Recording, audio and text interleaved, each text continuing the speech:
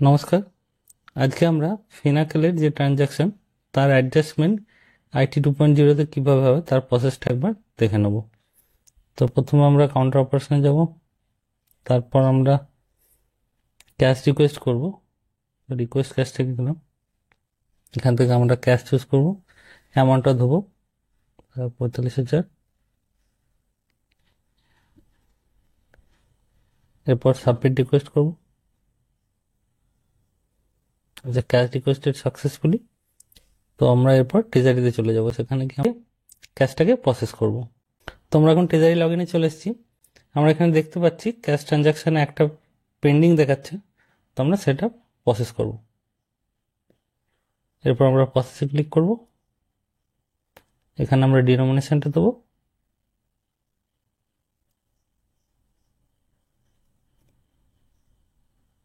Submit করব, তারপর confirm করব। তো ক্যাশ রিকোয়েস্ট প্রসেস হয়ে গেল। এখন আমরা কাউন্টারে গিয়ে এই টাকাটাকে রিসিভ করব। তো আমরা এখন কাউন্টার লগ ইনে চলে এসেছি। এখন চলে যাব কাউন্টার অপারেশনে। এখান থেকে আমরা চলে যাব cash request, acknowledge cash receive from treasury, এই অপশানটা চুজ করব। এখানে আমরা দেখতে পাই চাইলে, তো আমরা অথরাইজ করব। তো আমাদের ক্যাশটা অ্যাকনোলেজ হয়ে গেছে। তো এখন আমরা ওয়ালেট ব্যালেন্সটা দেখে নেব। কমে গেলাম, তো আমরা ওয়ালেট ব্যালেন্স দেখতে পাচ্ছি, যে পরিমাণ আমরা টাকা ট্রেজারি থেকে নিয়েছি সেটা ওয়ালেটে আছে। তখন আমরা এই একই পরিমাণ ক্যাশ আমরা এইচটিএম এর মাধ্যমে ভল্ট থেকে টেলারে ট্রান্সফার করে নেব। তো তার জন্য আমাদের ফিনাকেলে যেতে হবে। তো এখন আমরা ফিনাকেলে এইচটিএম এর মাধ্যমে ভল্ট অপারেশন করলে ট্রেজারি থেকে যে ক্যাশটা রিসিভ করেছিলাম সেটাই আমাদের টেলারে নিয়ে নেব। তো আমরা টেলারে সেটা নিয়েছি, আমরা দেখতেও পাচ্ছি সেটা 45,907 টাকা দেখাচ্ছে। তো এরপর আমরা ফিনাকেলে নর্মাল যেরকম ট্রানজাকশন করি সেটা করব। ধরা যাক আমরা একটা উইথড্রল দেবো, 30,000 টাকার একটা উইথড্রল করব। তো আমরা উইথড্রল অপারেশনটা করি। তো 30,000 টাকার আমরা উইথড্রল করে নিলাম। উইথড্রল করার পর আমাদের টেলার কাজটা কমবে।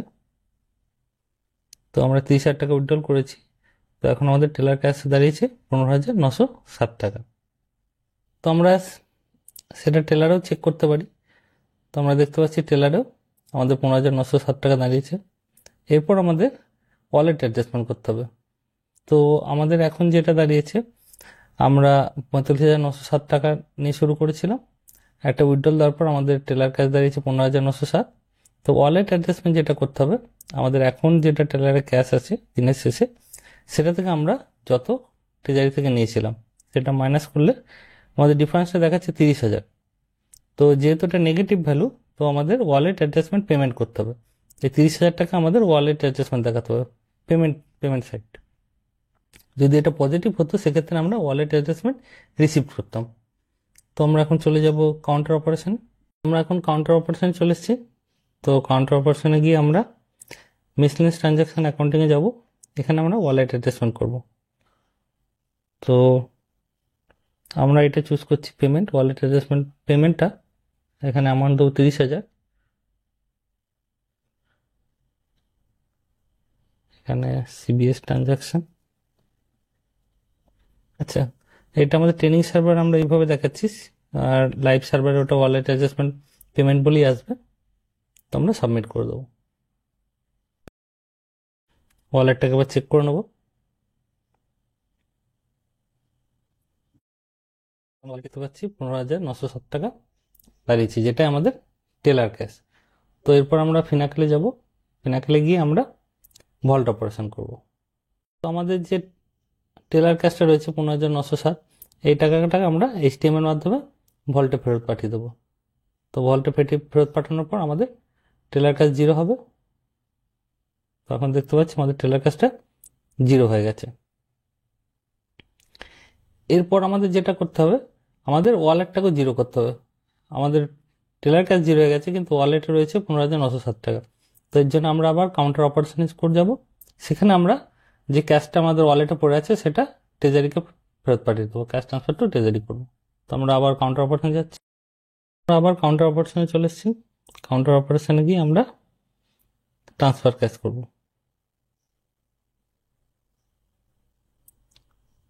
কাউন্টার টু ট্রেজারি, অ্যামাউন্টটা দেবো, ডিনোমিনেশন,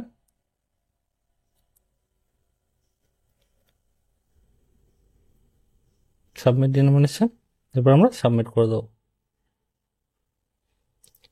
তো আমাদের ক্যাশটা ট্রেজারিকে পাঠানো গেল। এবার ট্রেজারিতে গিয়ে আমরা ক্যাশটাকে অ্যাকসেপ্ট করে নেবো।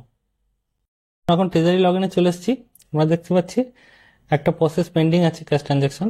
তো আমরা এটা ক্লিক করব, প্রসেস করব, কনফার্ম। তো ক্যাশটা আমাদের রিসিভ হয়ে গেল। আবার কাউন্টার লগ ইনে যাবো, গিয়ে একবার ওয়ালেট ব্যালেন্সটা চেক করব। তো আমরা হোমে গেলে ওয়ালেট ব্যালেন্সটা শো করবে, ফেচ করতে হবে। তো আমাদের ওয়ালেট ব্যালেন্সটা 0 শো করছে।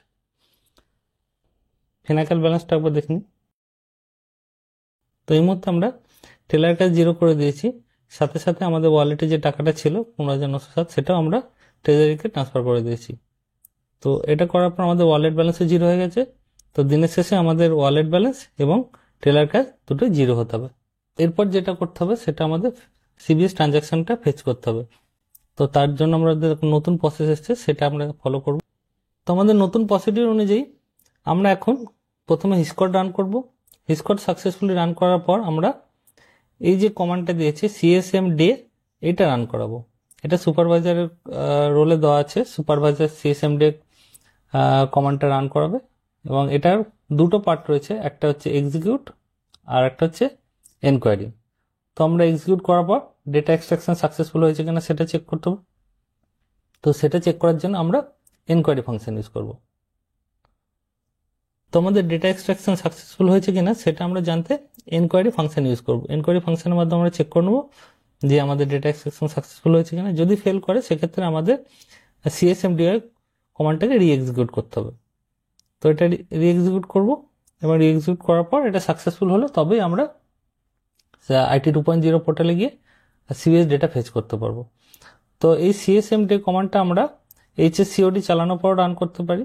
এটা HSCOD কমান্ডটা সিপিসি রান করায়, এবং ডিসি ক্লোজার আগেও করতে পারি। তো সিএসএমডি এই যে নতুন কমান্ড, এটা আমাদের সাকসেসফুল রান হওয়ার পরই আমরা সিবিএস এর ডেটা ফেচ করতে পারবো। তো এটা হয়ে গেলে আমরা IT 2.0-তে আবার লগ ইন করবো। সেখানে গিয়ে আমরা সিবিএস ডেটা ফেচ করবো। সিবিএস ডেটা ফেচ করার পর আমাদের ফিনাকেল সার্ভার থেকে সেটা IT 2.0 সার্ভারে পুরো ডেটা চলে আসবে, এবং আমরা সেম ডেতে সিবিএস এর ট্রানজাকশনগুলো দেখতে পারবো।